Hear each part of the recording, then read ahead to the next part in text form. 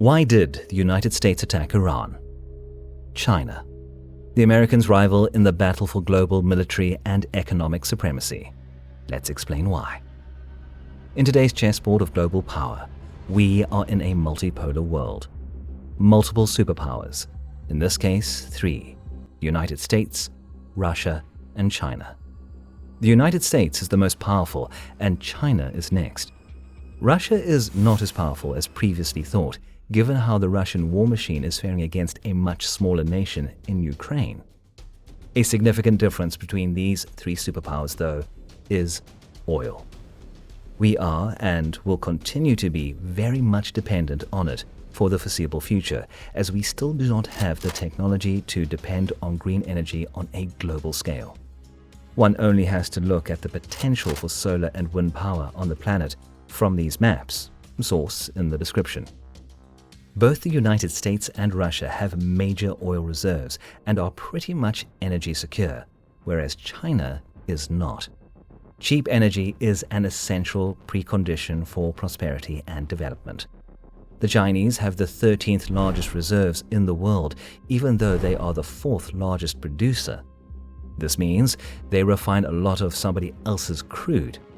To keep an economy of 1 billion people going without a climate ideal for green energy demands a lot of oil, and more than 80% of Iran's goes to China.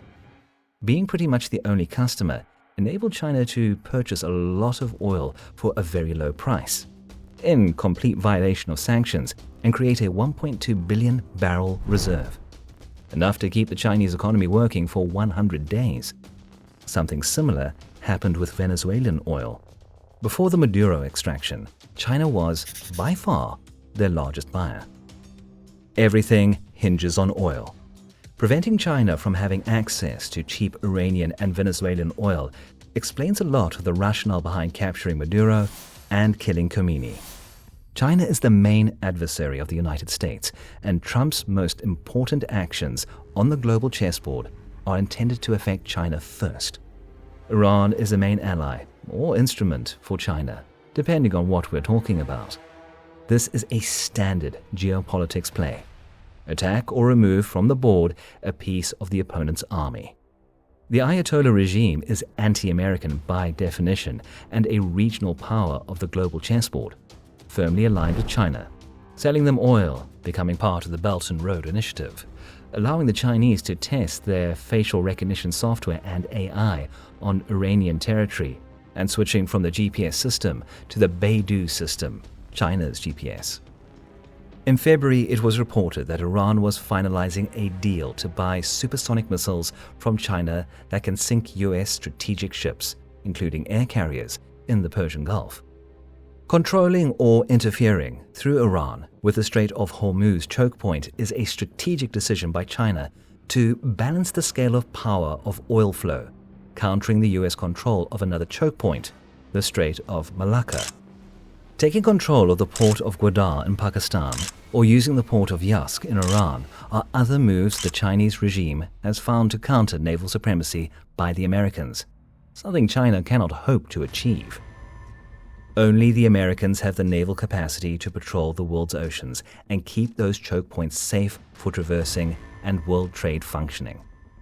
Let's quickly remind you what the choke points are. When it comes to trade, large-scale supply chains must be reliable to meet demand, and that involves long-distance shipping routes.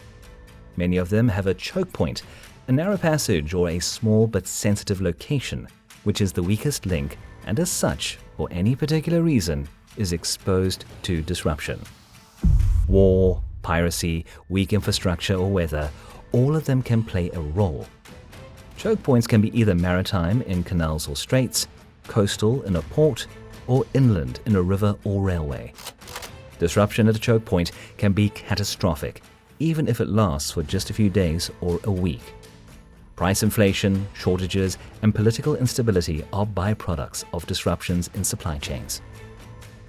The busiest choke point in the world, and coincidentally the most important and sensitive one for China, is the Malacca Strait between Malaysia and Indonesia, where close to 30% of all maritime oil trade and 80% of all oil imports to China is transported through.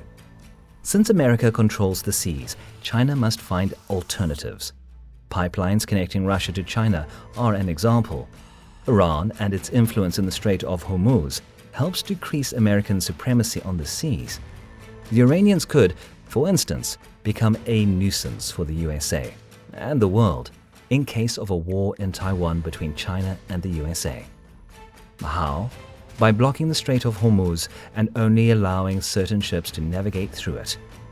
Iran is also crucial for China's Belt and Road Initiative, with the Chinese needing access to a path along the Caspian Sea as part of the new Silk Road. Before we move any further, please consider leaving us a like and subscribing to the channel. 2 clicks make all the difference and help the channel grow. Also, if you think this content is important, feel free to share it and leave us your thoughts below. Thank you. One could easily look at major geopolitical developments over the last year and conclude that Putin is losing his allies. In one way, this is true. Assad, Maduro, and Khomeini have fallen, but the focus here is China. Once Iran is neutralized as a threat, Trump will move to the next target, probably Cuba, and finally Russia. The goal is to lure Russia away from China and to closer ties or cooperation with the USA. Putin will have to choose between his strategic and merely transactional relationship with Xi Jinping, with the risk of eventually becoming his vassal, or move to the American sphere of influence. This is, of course, bad news for the Ukrainians and explains why the Americans can't and won't commit as much as Ukraine wants to in their war contribution against Russia. There are 3 major oil producers under sanctions: Russia, Iran, and Venezuela. Venezuela has been dealt with. Venezuelan oil will enter the market, helping to lower prices and decreasing the influence of any possible disruption in the Straits of Hormuz, which is good news for the world economy and something that should not be forgotten. Iran is the next piece of the puzzle. We can't finish without touching on a major consequence of the war in Iran that is being neglected. How much does it pay off to be an ally of China? China has multiple deals with poor countries in Africa and South America, leaving them in debt traps that are very difficult to even be repaid. It is neither economically advantageous nor is it militarily. Iran has a defense treaty with China, not in the same mold that NATO countries have with each other, but close. Iran has been attacked, and China has not come to its rescue since its military is not yet ready to face the Americans. The conclusion is simple. Align yourself with China and you'll become poorer, and they won't come to your aid in the case of an attack. There is no mutual benefit in any economic or military alliance with the Chinese. It is true that the USA had legitimate reasons to attack the Iranian regime, even if China wasn't in the picture.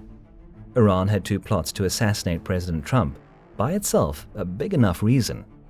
Without Iranian funding and support, Hamas couldn't have carried out the October 7th attack in Israel, where 46 American citizens were killed and another 12 were taken as hostages.